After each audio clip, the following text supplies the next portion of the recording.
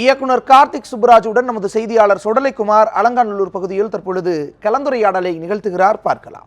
Sir வணக்கம். இந்த போராட்ட காலத்திற்கு வந்திருக்கீங்க. இந்த மாணவர்கள் போராட்டமானது தற்பொழுது பொதுமக்கள், கிராம மக்கள் என இந்த போராட்டமானது தமிழகம் முழுவதும் வலுப்பெற்று வருகிறது. இந்த போராட்டத்திற்கு நீங்கள் எந்த முறையில் ஆதரவுகள் தெரிவிக்கிறீங்க? இல்லை, இந்த போராட்டம் இவ்வளோ பெரிய மாணவர்களையும் இந்த இவ்வளோ தூரம் பெரிய வெற்றியாளர்கள் பார்க்க தான் நான் வந்திருக்கேன்.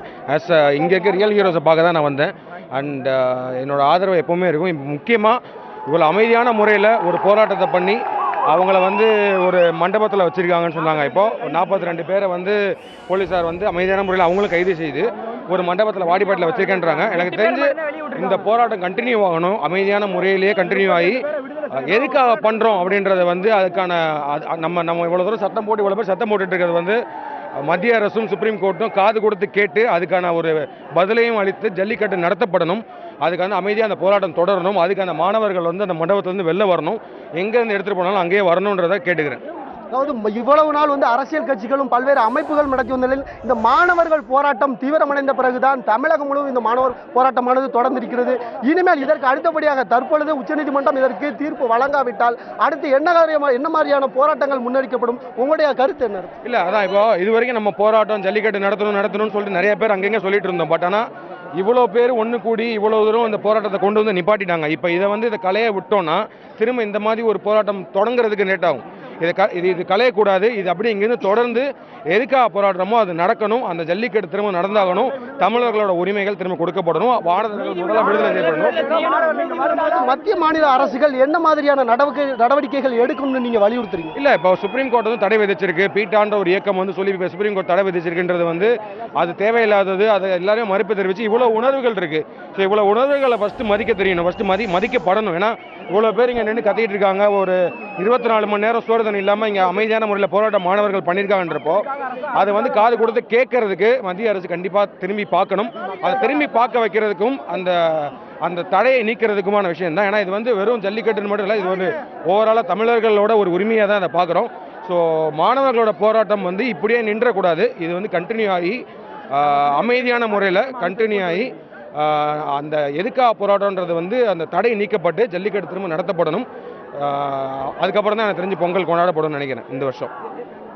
தேவேந்திரன் இயக்குனர் கூறிய கருத்துக்களை கேட்டிருப்பீங்க. தொடர்ந்து இந்த தடையை நீக்க வேண்டும், அதற்கு மத்திய அரசு நடவடிக்கை எடுக்க வேண்டும். ஏனென்றால் பல்வேறு அமைப்புகள் மத்தியில் நடைபெற்று வந்த இந்த போராட்டமானது எழுச்சி மிகுந்த மாணவர்கள் போராட்டமாக மாறியுள்ளது. இந்த போராட்டம் தொடர்ந்து அறவழியில் நடைபெற்று இந்த கோரிக்கைகள் நிறைவேண்டும், தடையை நீக்க வேண்டும்.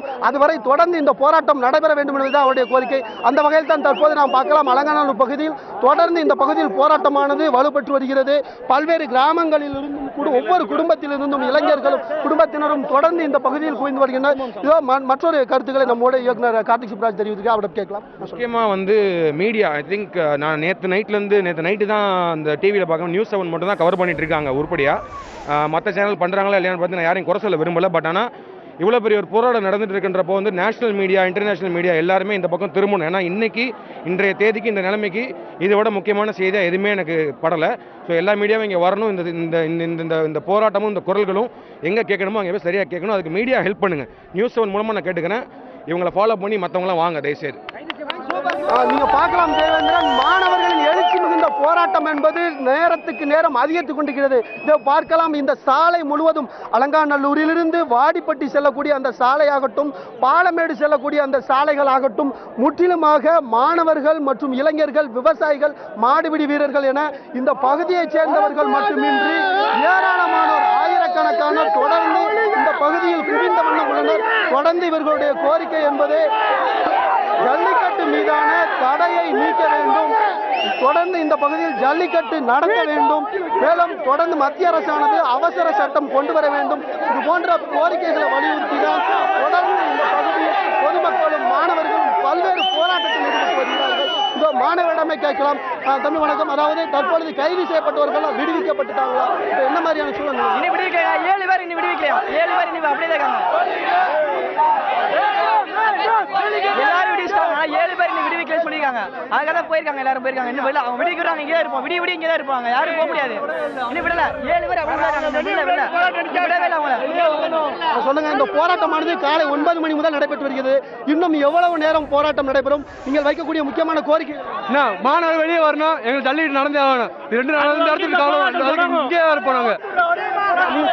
காலை அவுத்து வரைக்கும் இந்த போராட்டம் தொடரும். அது யார் வந்தாலும் சரி, எப்படி வந்தாலும் சரி, இந்த போராட்டம் வந்து முழுக்க நடந்தே தீரும். எங்களுடைய பிரச்சனை மக்களுக்கு தெரியணும். வழக்கம் போல ஜல்லிக்கட்டு நடைபெறணும், அதுவரை நாங்க போராடுவோம்.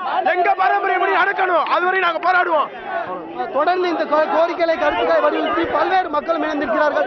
இன்னும் பல நம்மோடு இணைந்திருக்க அவரிடம் கேட்கலாம். சொல்லுங்க, இந்த போராட்டம் என்பது மாணவர்கள் ரிலீஸ் ஆகிற மட்டுமல்லாம தமிழகம் முழுவதும் இந்த போராட்டம் எதிரொலிப்பதற்காக தான் இந்த போராட்டம் நடைபெற்று வருகிறது. இந்த வந்து காலவரையற்ற போராட்டமாக மாறும் என்பதை தெரிவித்துக் கொள்கிறோம் சார்.